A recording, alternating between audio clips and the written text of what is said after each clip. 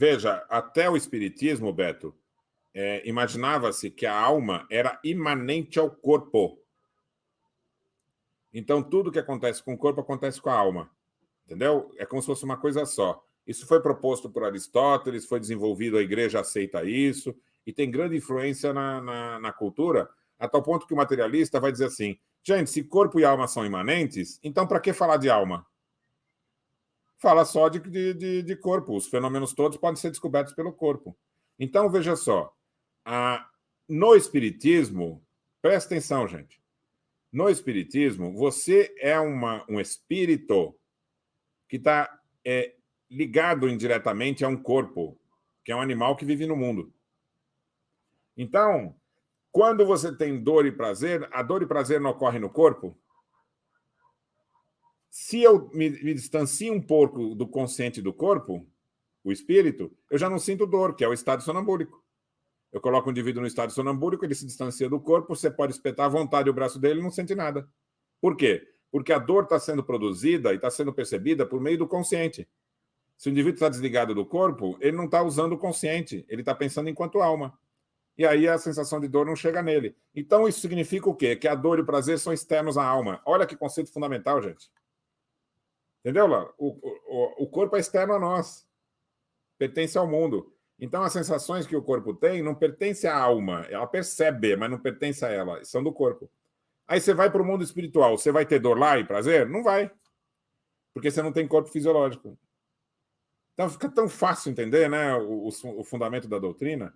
Então a alma vai lidar com o que no mundo espiritual? Olha só, gente. Se você não vai agir, a alma humana não vai mais agir em função de dor e prazer, ela vai agir em função de quê? De escolhas. Escolhas vão proporcionar uma continuidade. Então a alma vai buscar a unidade. E aí olha o que Kardec escreve, olha que beleza de parágrafo. O brasão do universo tem uma só divisa, unidade e variedade. Nessa divisa, gente, tem oposição de uma coisa contra a outra? Não tem nenhuma. Então ele já começa o parágrafo dizendo: a natureza jamais se opõe a ela própria. Então não tem forças contrárias, gente. Entendeu? Então imaginar que tem forças contrárias à natureza é uma falsa visão. Remontando a escala dos mundos, encontra-se a unidade da harmonia e da criação. Então ele vai colocar o seguinte, gente, tem duas unidades. A unidade da harmonia e a unidade da criação. A unidade da criação é uma unidade de quem? Se eu estou falando unidade de criação, eu estou falando de quem? Deus. De Deus. Agora, quando eu estou falando unidade da harmonia, harmonia não se estabelece entre coisas diferentes? Variedade, criação. Isso, então é a unidade da criação e a unidade de Deus. Então ele vai dizer assim, remontando a escala dos mundos, encontra-se a unidade da harmonia, que é a unidade da criação, que é a unidade da diversidade, e a criação, que é a unidade de Deus. Ao mesmo tempo que uma variedade infinita nesse imenso canteiro de estrelas. Então, peraí, como é que eu posso ter entre os seres variedade e unidade ao mesmo tempo? Ele vai explicar. Pegou a ideia? Está acompanhando, Laura? Ou você está voando aí? Está acompanhando? O povo aí de casa está acompanhando? Está indo. Então acompanha bem aí, gente. É assim, ele está explicando o universo. Nós temos uma unidade que é Deus. Deus é uma unidade, porque ele nunca foi criado, né? Ele existe de toda a eternidade. As leis dele são unas. Ele é pleno constantemente. Ele está acima do espaço e do tempo, né? Ele não está localizado em lugar nenhum e nem iniciou em lugar nenhum. Então, Deus é a unidade plena. É o máximo do bem, o máximo do entendimento. Esse é Deus. E o conjunto das criaturas? O conjunto das criaturas vai formar também uma unidade, que toda a tradição chama de harmonia universal. Entendeu? Então, a Nelly falou certo, a unidade da criação é Deus, e não é dual, claro. E todos os seres em harmonia reproduzem a unidade. Então, nós temos unidade entre os seres e unidade divina. Essas duas unidades se casam. Por isso que não tem contradição no universo. Não tem nada contra nada. Aí ele vai continuar. Percorrendo os degraus da vida, desde o último dos seres até Deus. Então, olha só. Lá no Livro dos Espíritos, a alma começa pela partícula ali, pela mais simples partícula. É um ser. Até o espírito puro. é um ser. E acima do espírito puro está Deus. Ah, mas como é que eu vou falar de Deus e criatura ao mesmo tempo? Jesus não falou? Eu e o Pai somos um? Então, quando você chegar num grau mais alto, né, entre os espíritos puros, eles já têm uma conexão com a unidade. Então ele vai dizer, percorrendo os degraus da vida, desde o último dos seres até Deus, a grande lei da continuidade se faz reconhecer, a continuidade, desde o mais simples até o mais complexo. Considerando as forças nelas mesmas, o que são as forças? Cada ser tem uma força, Lauro. Lembra que a gente falou que você exerce uma força sobre o pleno, o mundo espiritual, isso gera um foco que é o teu perispírito?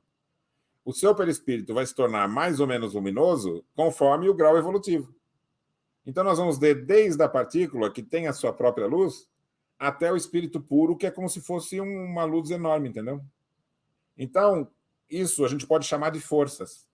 E ele vai dizer assim, percorrendo todos esses graus, considerando as forças nelas mesmas, ou seja, em todas as fases, os degraus, pode-se formar uma série cuja resultante, confundindo-se com a geratriz, é a lei universal.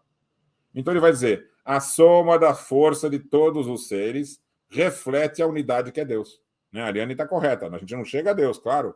O espírito sempre está em processo evolutivo. Mas se você somar a força de todos os seres, desde o mais simples até o mais complexo, essa soma toda reflete a Deus.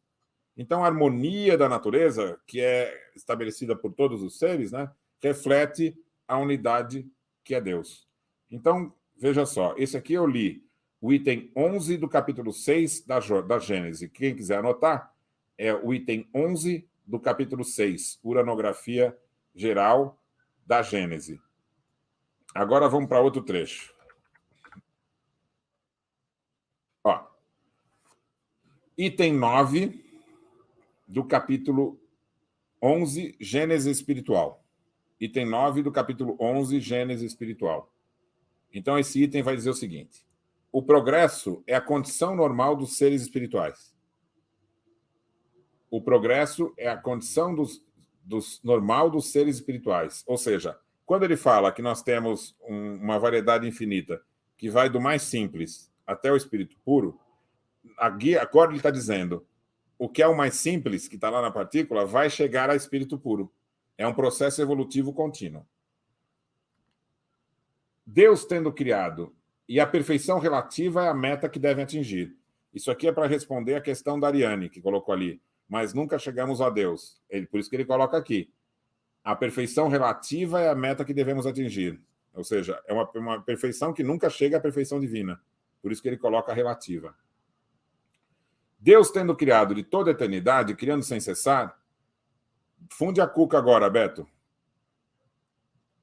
Tendo Deus criado de toda a eternidade e criando sem cessar por toda a eternidade, tem havido seres que alcançaram o ponto culminante da escala, ou seja, também de toda a eternidade, e você tem seres no ponto culminante. Então, desde quando, gente, tem espíritos puros no universo? Desde no cosmos? Sempre. A gente sabe do Big Bang hoje, né? Então, o que Kardec está dizendo aqui é que, antes do Big Bang, já tinha em outros universos e já tinha espírito puro. Entendeu? Então, espírito puro, gente, ter você desde da partícula até o espírito puro, sempre teve no universo essa variedade. E qual é a consequência disso? Antes que a Terra existisse, mundos sucederam mundos, e quando a Terra saiu do caos dos elementos, o espaço já estava povoado por seres espirituais em todos os graus de adiantamento, desde os que nasciam para a vida até os que, por toda a eternidade, haviam tomado lugar entre os espíritos puros, vulgarmente chamados de anjos. Então, Beto, o que isso tem a ver com a moral? Vamos lá. Se você tem uma escala de espíritos do mais simples até o espírito puro, e isso sempre foi assim, ou seja, essa harmonia, ela está presente no mundo espiritual e ela é constante. O que a gente está querendo fazer enquanto ser humano?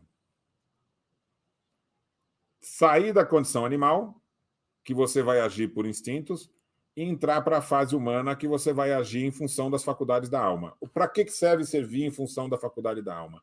é porque quando você vai para o mundo espiritual, tem lá, Beto, um pleno de espíritos do mais simples ao mais complexo, em todas as faixas evolutivas, e você quer participar disso, Beto. Entendeu? Sim, nós não vamos... O mundo espiritual, ele não está numa evolução para poder chegar à plenitude. Não. A corrente do bem, ela é perpétua. Ela está lá estabelecida. O mundo espiritual é um pleno de harmonia. Os seres é que vão evoluindo do átomo até o ser humano, Beto, e quando a gente chega na fase humana, você vai ter que escolher participar dessa estrutura do bem. Então, isso muda a perspectiva. O espiritismo muda totalmente a metafísica. Apesar de a gente ter uma evolução no planeta do mais simples ao mais complexo, a evolução das espécies e agora a evolução humana, o mundo espiritual é um pleno harmônico. E nós, humanos da Terra, temos que estabelecer harmonia na sociedade e harmonia em nós mesmos para que a gente possa participar dessa estrutura do mundo espiritual. Aí, eu já evocaria aqui, quando Kardec fala no céu e inferno, no capítulo 3, o céu, ele vai falar o seguinte: a felicidade, que ela é própria, está ligada às qualidades do indivíduo e não ao estado material que se encontra. Então, veja, a felicidade está ligada à qualidade. O que é a qualidade? É o desenvolvimento do espírito moral. E o que é o desenvolvimento moral do espírito? Né? Ele conquistar as capacidades de compreender o bem. Não é só sentir o bem, é compreender o bem. E quando você vai buscar compreender o bem, você tem que fazer o uso da razão. E a razão vai buscar o princípio das leis na sua consciência. Mas não é sozinho que a gente faz isso, Beto. Nós vamos ter que fazer isso em grupo.